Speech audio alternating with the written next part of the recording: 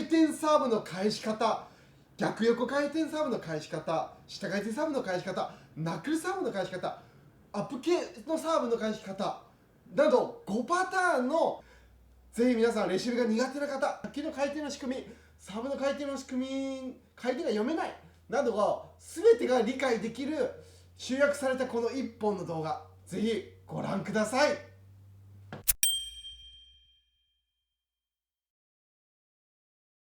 ではまずは横回転サーブの性質をご覧ください。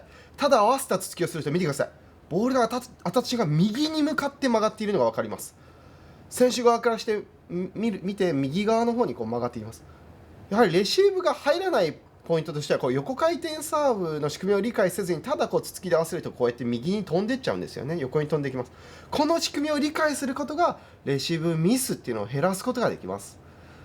なのでこうなんとなく横回転サーブをつつきをする、合わせるようにつつきするとこうやってコートには入らないという感じですね。で実際これ研究の1つ目、角度合わせのレシーブをやってみます。見てください。ただ合わせるだけの突きで相手のサーブの回転と同じ面をコピーして返しています。要するに相手の横回転サーブをボールの右側を捉えてつっつきで合わせるようにして返しています。グリップを立ててグリップを上げてボールの右側をつっつくようにすると、順横回転サーブはこのような感じでつっつきを切らない状態でも低く、見てください、低く返球することができるということが分かるかなと思います。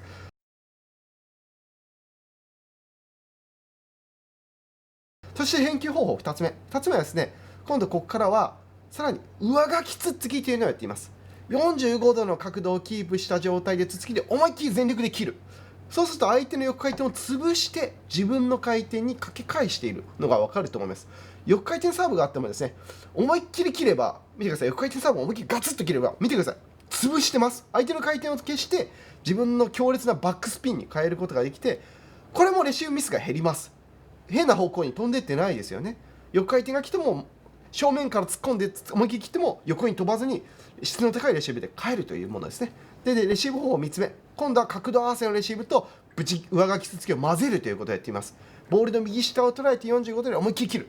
そうすると低く鋭く返す、強い回転をかけながらなおかつ低い弧線で返せる。でしかもスイングスピードが遅くても低く返せるというのがこの返し方の最強のポイントです。スイングスピードが遅い方でもこう横回転が強くかかっているのを見てください。低く鋭く超スピンで返すことができます。なので相手のレシーブを、相手のサーブをミスすることなく、そしてめっちゃ回転量の強いスピンボールで返すことができる。なので相手が打てないという状況を生むことができます。今度は下回転サーブの性質をご覧ください。下回転サーブです。ただこうラケットつっつきで当てると見てください。ネットにこう直撃しました。下回転サーブというのはつっつきで当たった瞬間に、ラケットに当たった瞬間にボールが下方向に向かってこう落ちる。見てください。下方向に落ちるんですよね。これを知らないでこうつっつきで合わせると下回転サーブをネットミスしてレシーブミスをたくさんしてしまう。下回転サーブをうまく返球できないという原因になってしまいます。こういうレシーブミスですね。ボトッと落としちゃう。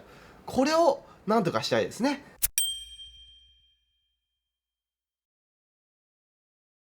1つ目の返し方、それはつっつきでラケットの角度を合わせるように返してください。相手の下回転サーブの面と同じような角度を作ってただ乗っけるだけ。下回転、相手のラケットの面と同じようにボールの下の方をこう合わせるように返す。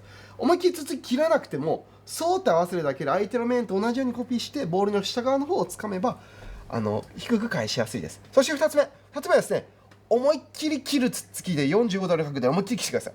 そうすると相手の下回転のつつき、下回転サーブ見てください。これを下回転めっちゃ切れてる状態なんですけど、これを思いっきりブツッと切ってください。思いっきり切る。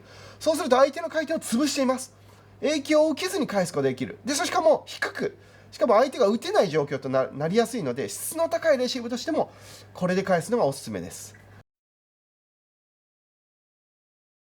そして3つ目ですね。今度は角度合わせのレシーブと思いっきり切るのを合わせてください。相手のラケットの角度と自分の思いっきり切るのを合わせる。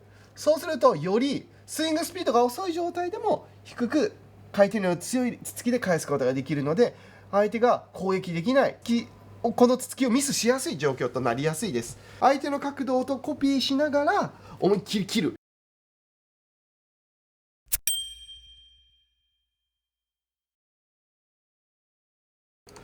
今度は上回転の球の性質です。見てください。そうと合わせると上に上がります。ボールが上回転のサーブをただつっつき系、もしくはちょっと面を合わせるようにすると上に上がっていきます。これ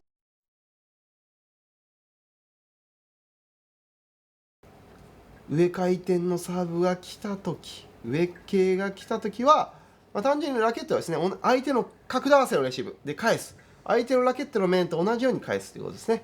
上回転をかけるときって大体面が相手のサーブの面が大きい上がっていることが多いので、それに合わせるような感じで上からかぶせるように、面をかぶせてあげるような感じで返すと、ゆっくりなスイングでも強いスピンを入れなくても返すことができるという角度合わせの万能なレシーブです。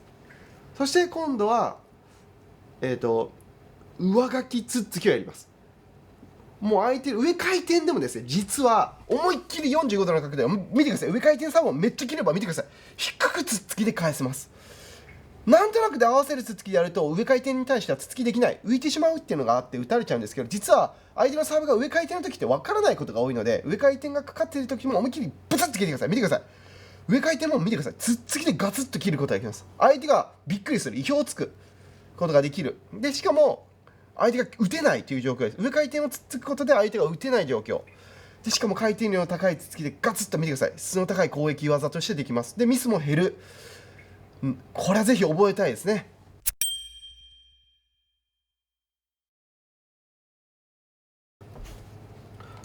はい、今度は逆横回転になります。逆横回転をただつっつきで合わせるだけにするとどっちの方に飛ぶのか。左側ですね。選手から見て左側の方に飛びます。だから逆横回転で最近 YG サーブとか巻き込みとか流行ってるんですけど、これをですね、なんとなくつっつきしてしまうとコートに入らないという現象が起こります。これがレシーブミスの原因ですね。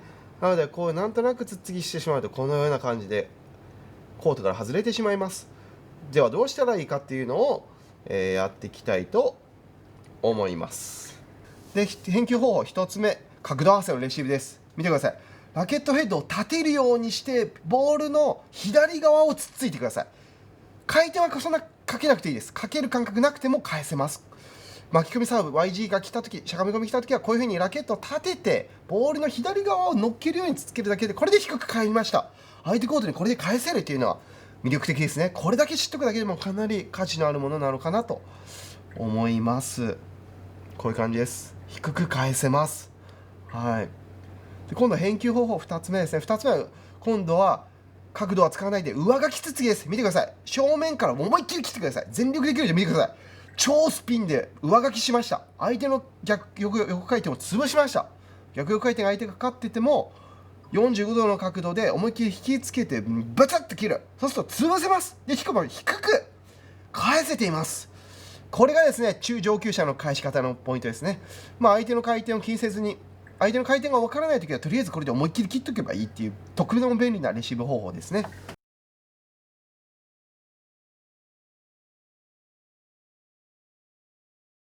つ目の返球方法は角度合わせのレシーブと上書きつつきを混ぜる。ボールの左側を思いっきり全力で切ってください。これはスイングスピードがいらなくても、かける感覚がそんななくても浮きづらい、低く常に返しやすい、でしかも回転量も強いという状態を起こしやすくて、ビビった時にでも活用できるやり方ですね。相手も切れてる状態で低く返されるのでびっくりして、なかなか今日レシーブ3球目打てないという状態ですね。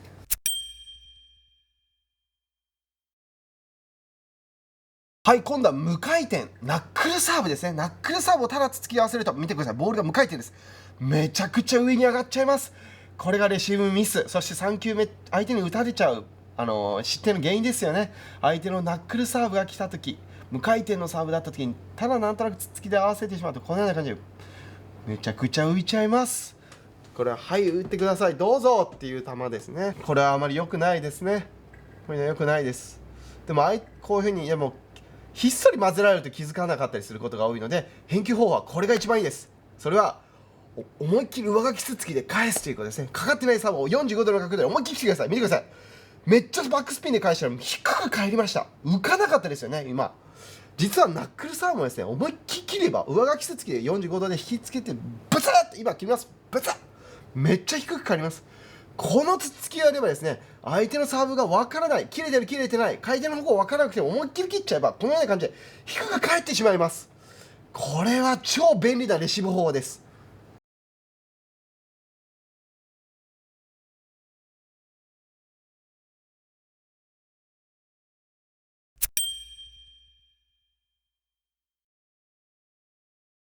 よく上書きつつきしようとして失敗してる例、これ見てください。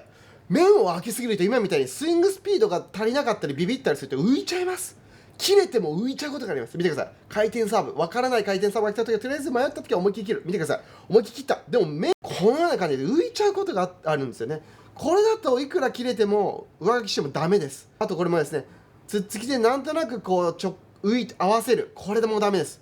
やっぱビビって合わせちゃう。そうと乗っけちゃうのもダメです。だったら角度合わせのさっきのレシーブやってください、皆さん。はい。なので皆さんにやってほしいのは、あとはこれがいいですね。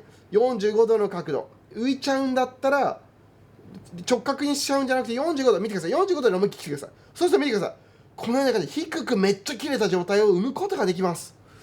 これがレシーブを低く、そして相手の回転の影響を受けないで、どんなサーブも返せるからくりです。見てください。45度ですよね。そしたら見てください。超スピンで潰しています。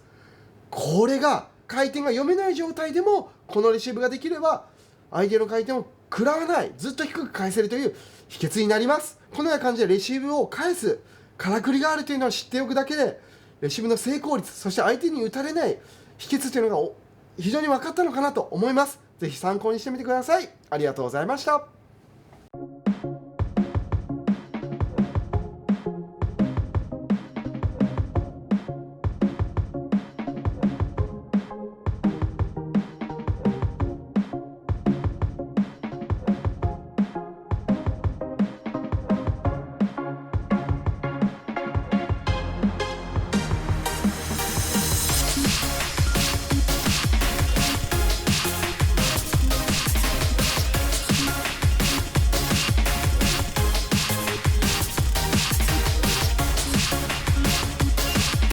最後まで動画を見ていただきありがとうございます。